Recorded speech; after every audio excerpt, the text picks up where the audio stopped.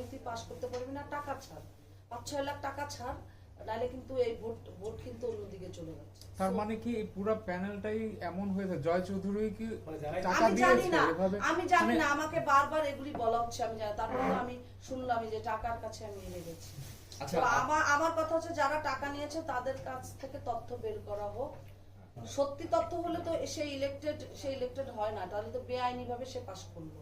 আজকে কিন্তু যেখানে গণতন্ত্রের একটি বাংলাদেশ, যেখানে ফেয়ার ইলেকশন ইন্টারন্যাশনালি হয়েছে, সেখানে একটা শিল্পী সমিতিতে এরকম আনফেয়ার ইলেকশন হবে কেন? আর আপনাদের কোশ্চেনের জন্য আমি এখানে বসেছি। পলি আপু, আপনি তো ফেল করার মানুষটা, এত মাঠ পর্যায়ে কাজ করেছেন, এত 2 বছরে আপনাকে দেখেছে শিল্পী সমিতি, তাহলে আপনি ফেল করলেন কেন? আপনি এই কারণ আমাদেরকে জানান, এই জন্য জানানোর জন্য এখানে।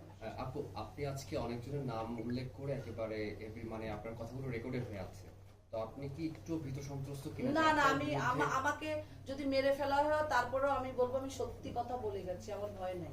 আপু, একটু জানতে চাইছি, আপনি যে আপনারা কাকুন ভাইয়ের কাছে কিছু, উনিও অনেক কথা জানেন, উনিও রাজশাহী, উনি ওনার কাছে আমি একটু জিজ্ঞেস করি আপু, আপনি যেহেতু টাকার কথাটা বললেন যে 6 লাখ টাকা, তার মানে কি আপনার প্যানেল আগেই জেনে গিয়েছিল যে টাকার খেলা চলছে, আপনি এটা পরে জানতে পেরেছেন? আমি জানি না, আমার কাছে বারবার তো এটাই বলেছে যে 5-6 লাখ খরচ করলে আপনি পাস করে যাবেন, কিন্তু আমি টাকা খরচ করে কেন পাস করব?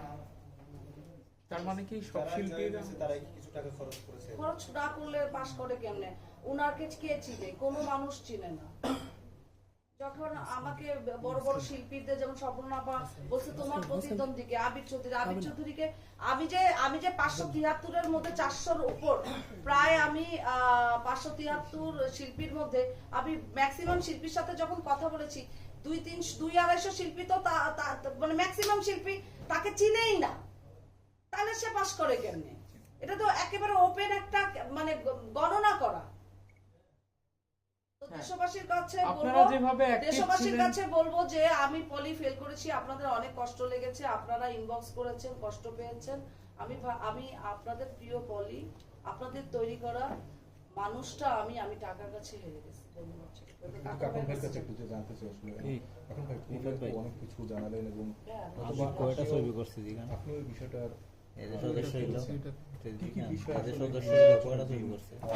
আগে থেকে ভোট ছিল ভিতরে, আমরা তো শুধুমাত্র বাইরের দিকগুলো দেখেছি। আপনারা কি করতে যাচ্ছেন, মানে আসলে যাতে তো অভিযোগ পদক্ষেপ সামনে করা? আমাদের পদক্ষেপ কোনো কিছু নাই, আমাদের পদক্ষেপ একটাই যে নোংরামিতে নিপুণের নোংরামি, এটা তো কেউ বলে না, ভয় পায়, সেই আমরা ভয় পাই না, আমরা মিডিয়ার সামনে জানাই দিয়ে গেলাম, আমরা হয়তো বা থাকবো না, নতুন কারোর সাথে একই কিছু হতে পারে নেক্সটে, সেটা যাতে না